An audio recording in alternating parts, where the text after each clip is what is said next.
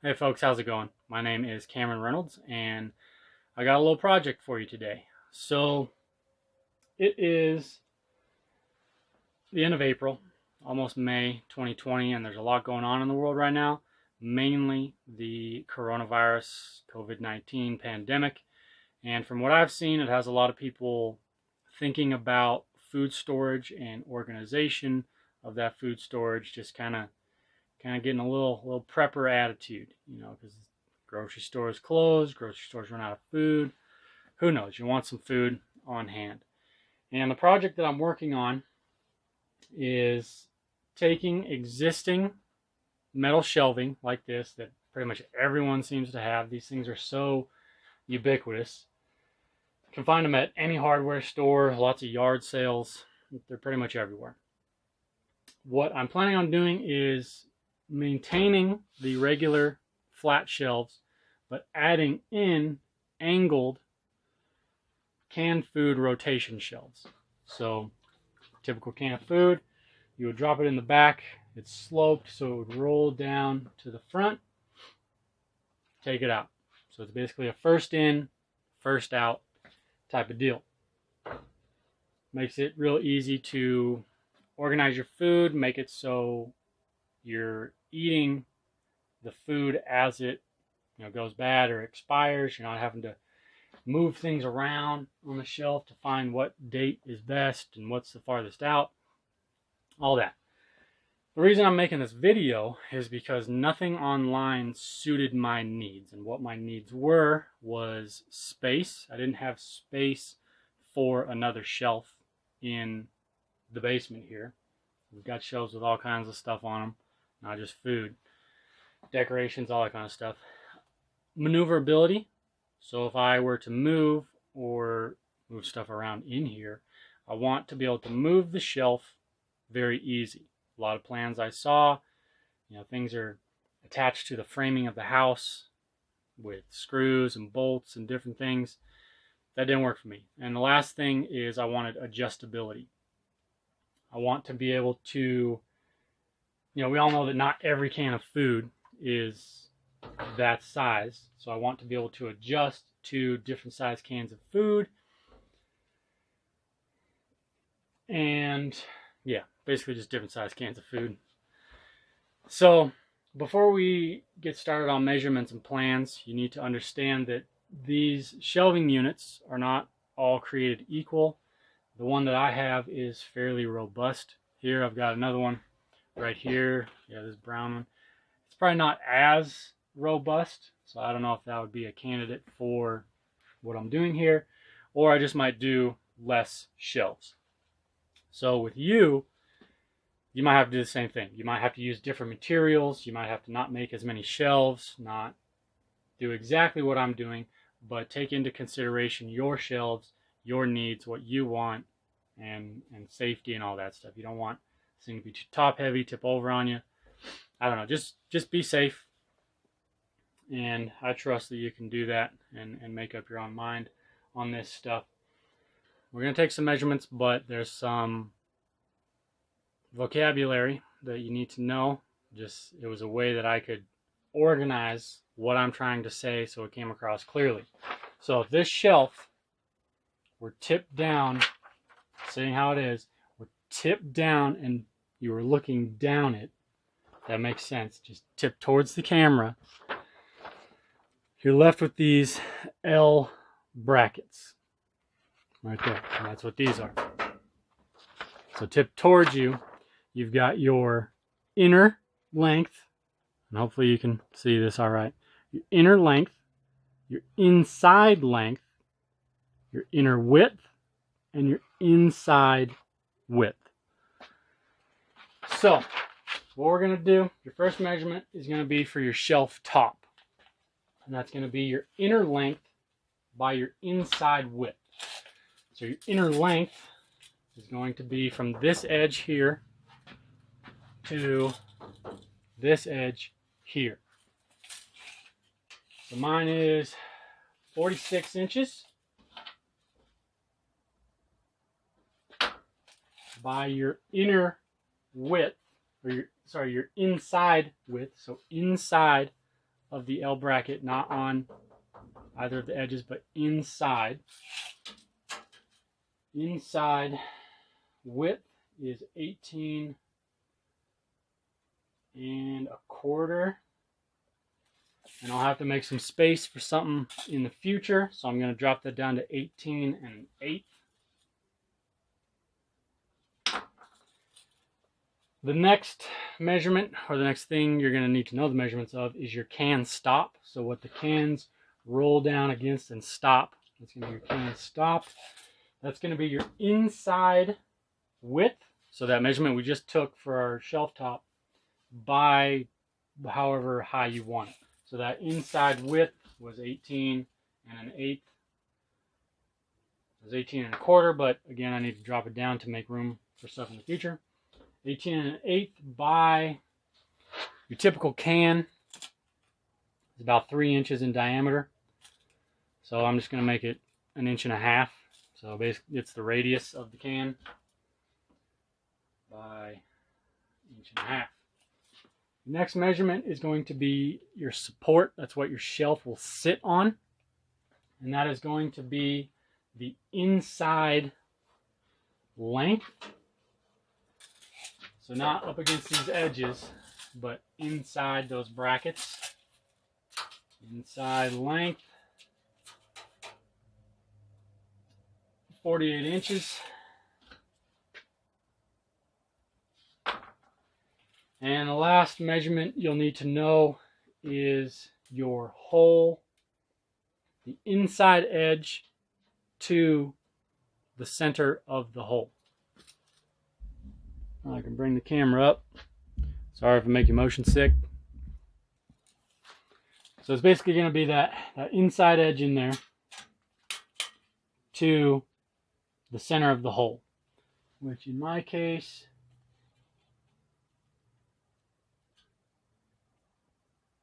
about 1/2 inch.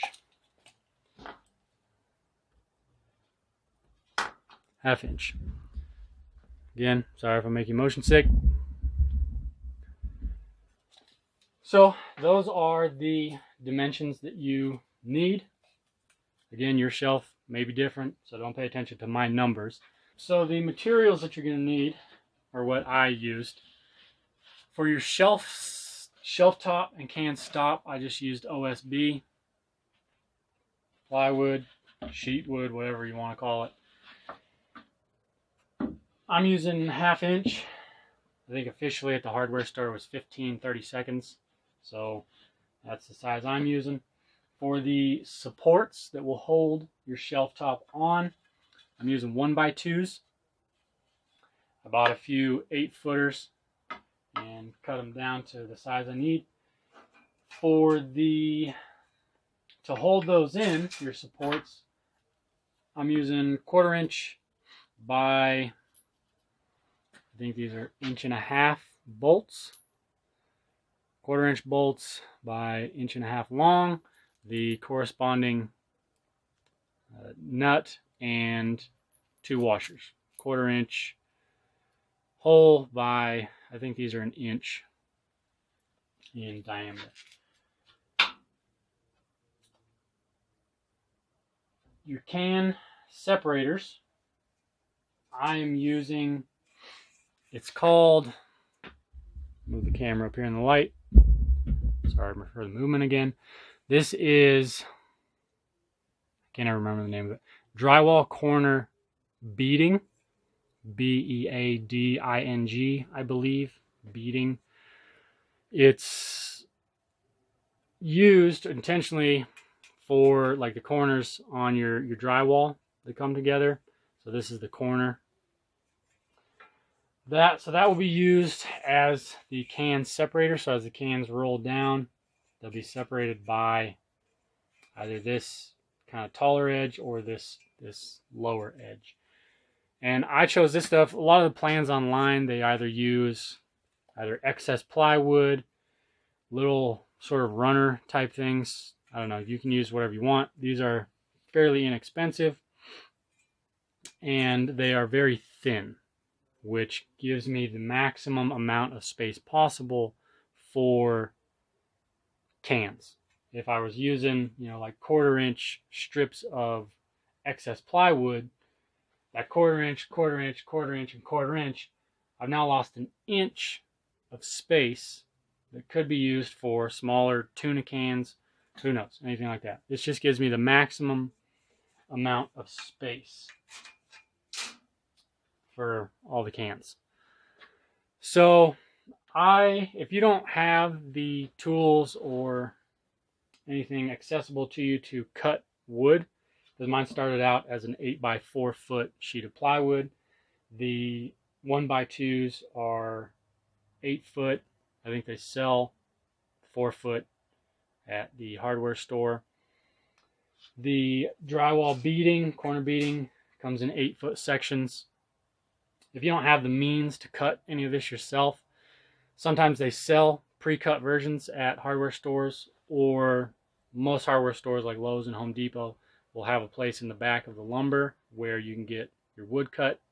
So yeah, this is pretty much accessible to everyone. Anyone can do this, whether you got all the tools or not.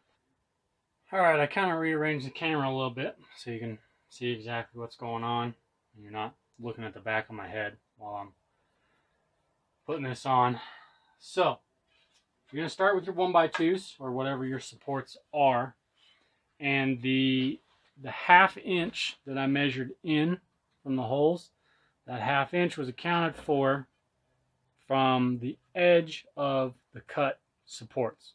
So in 1/2 inch and a hole, on the other end in 1/2 inch and a hole. And I just kind of eyeballed the center of it, but it is in 1/2 inch. What you can do, hot tip, start, if you're against a wall of any sort, start with the back one. If you put the front one up first, and you gotta reach through it and you look like a fool. So you're gonna count where you want the bottom of your shelf to be. Mine's gonna be sloping this way, so I want the bottom of this slope 1, 2, 3, 4, 5. We'll do that one right there. 1, 2, 3, 4, 5. Line that up inside. Yeah, you can see that. Right? Take your bolt, washer, and if you're using big enough bolts, washers aren't needed. But on mine, with the size of bolts I'm using, if you tighten it down, it can just go right through the hole. So you don't want that. So take your bolt and washer, 1, 2, 3, 4, 5.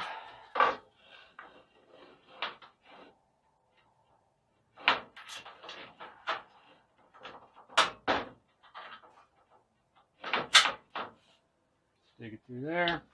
Take a washer and a nut.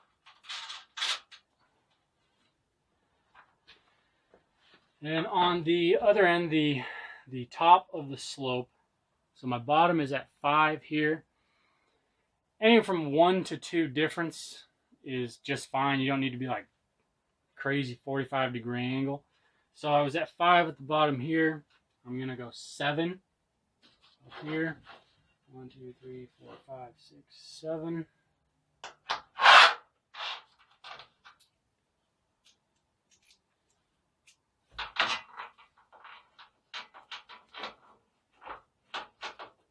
Sorry about that jump. It's giving me a little issues. My holes might not have been spaced exactly right, so it was a little tight getting that through there. But I got it through. This one's at 5. This one's up at 7. Put my washer and nut. And you can really crank them down if you want. I'm just going to do hand tight for right now, just for demonstration purposes. Take your other support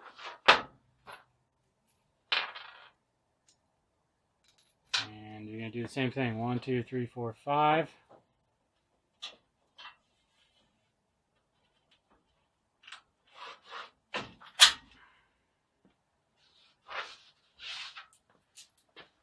One, 2, 3, 4, 5, 6, 7.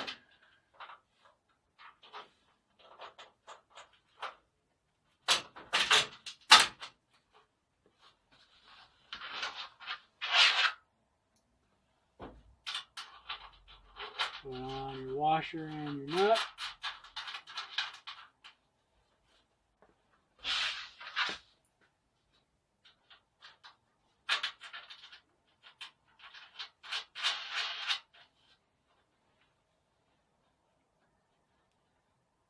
So now with my drywall corner beading, 2 of them are going to be the exact same measurement as your supports, which in my case was 48 inches, I believe. Sorry if I mix up that number. But my support is going to be the same length. And it has kind of a longer side than the other. Maybe 1 inch by 1/2 inch. The taller side is going to be sticking up. I'm going to place it on there. Take your shelf top,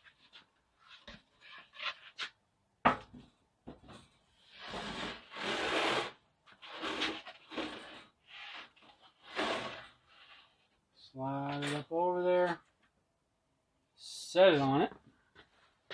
Take your other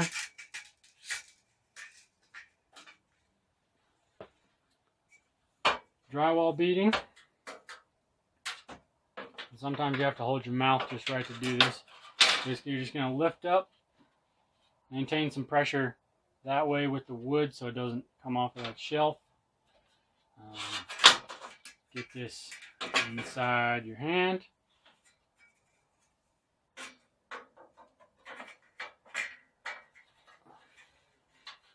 Set it on that shelf inside of that frame. Set it down. Slide your shelf forward.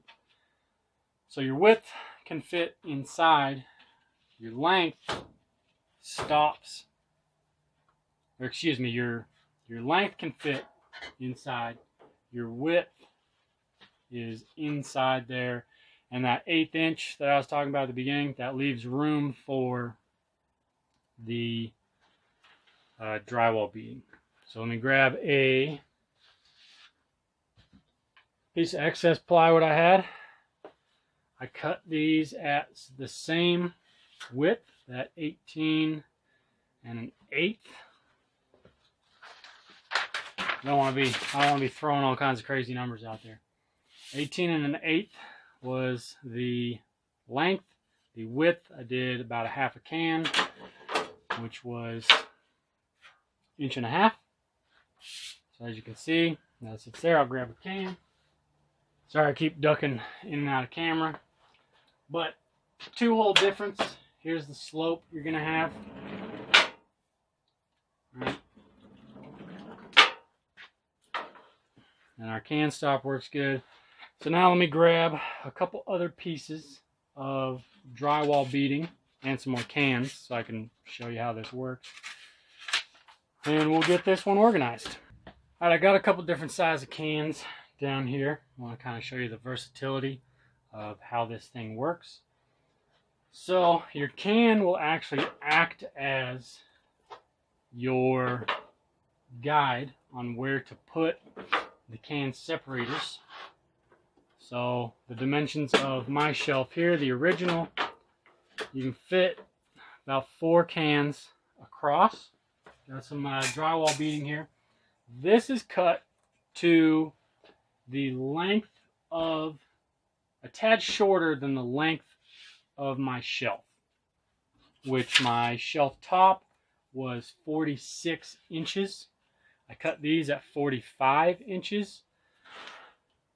There's about 1/2 inch of your can stop, and then I wanted 1/2 inch. I didn't want it to go clear to the end of the shelf. About 1/2 inch from there. So I'm going to put that skinny end up. Place it right in there next to that can. Put this one in between that can And this one in between the last 2 cans. And by the time you get to that one, it's kind of snug. So, with just one layer, one row of cans in there, obviously you've got some movement up here. But as you fill in with cans, so your width would be to right there.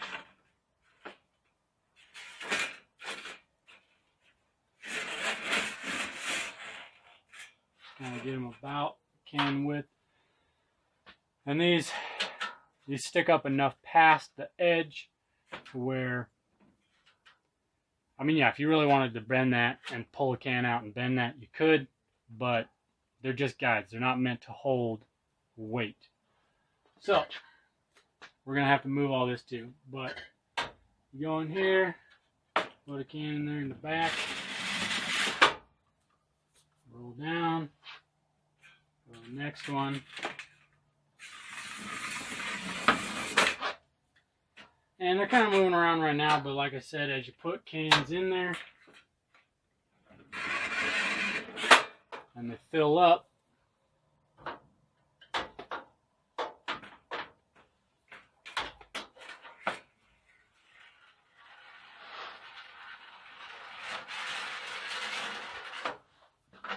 as they fill up, they would be more evenly spaced and there wouldn't be a whole lot of movement.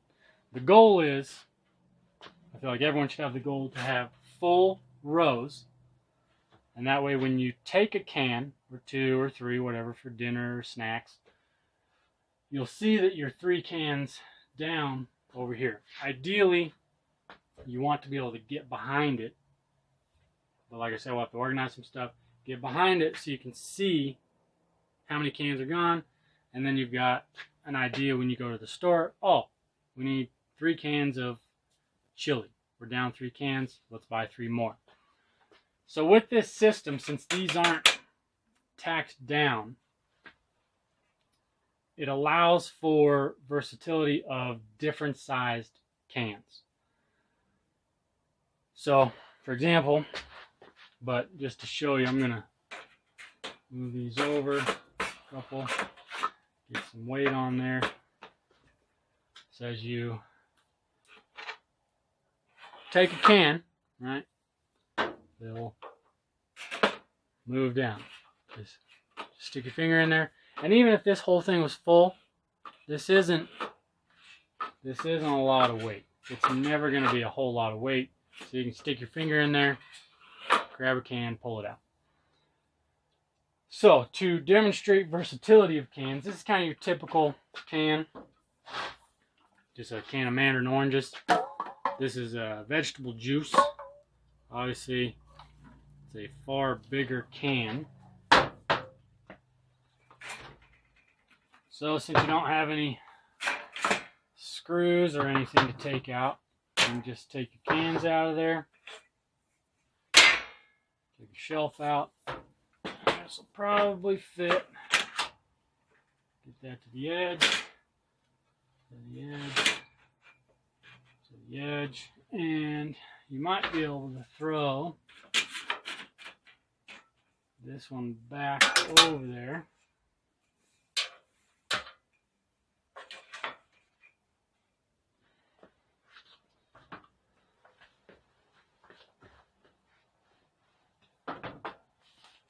Get it under those cans. Move that just a touch. And now you've got, so your cans of tuna, a little wider, but they're obviously, a lot shorter. You've now got room for probably just 1 can of tuna there. But as you can see, you can change things up to big cans, regular cans, small cans, and this tuna can, back, draw it down, you got all your cans of tuna lined up. And, vice versa. It's just real easy to take apart. It's really easy to move around. Nothing's glued down, nothing's bolted to a wall. It's just Nice and easy. So let me pause the camera here and see if there's anything else I want to tell you about. But that's kind of the general idea. Hopefully this all makes sense and parts and all that. But let me pause the camera, go over my notes, see if there's anything I want to tell you. Alright, so I'm glad I checked my notes out because there was some other stuff that I wanted to tell you about. One thing is, I like this system in adding a sloped shelf to your already flat shelves that you have, because there's some stuff that just doesn't work up here. This first one, it could work up here because it's round and it's in a can, but anything like long-term food storage, stuff that has 5, 10 year, 15, 20, who knows, sell by dates or use by dates, where you don't need to rotate it, they'll sit under here just fine and just stay under there. Anything that doesn't roll, this cinnamon here, it's got a square edge on it, so it's not going to roll down there. Anything glass that you don't want like rolling into each other or sitting sideways so the liquid is on that seal, possibly corroding it, that'll sit in there just fine. Any sort of like bagged items. This is a bag of hash browns that we have. They'll slide under there, even down to this really skinny end, just fine. So you're still left with flat storage. You not only have sloped storage, which is nice. The other thing I want to let you know about is to cut the beading, that drywall beading, corner beading. I used like a circular saw, just a handheld circular saw. Sawzall would work. I don't know what Lowe's or Home Depot or hardware stores would have to cut for you if you needed it cut. But yeah, I mean, it's just real thin aluminum. Just a handheld hacksaw would be just fine. The other thing I want to let you know is price per shelf. This one shelf for me and my prices, my location, came to $11, roughly $11.29.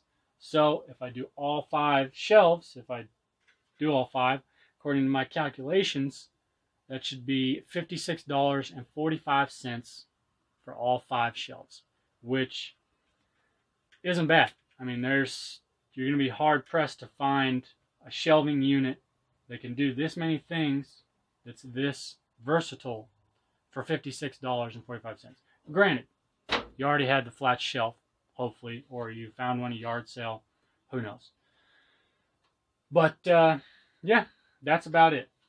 I hope this video is beneficial to you. It can help you out in some way. If it is and you liked it, you enjoyed it, please be sure to like, subscribe, share, all that stuff. You know how to do all that. And I appreciate you watching, and we'll see you on the next one.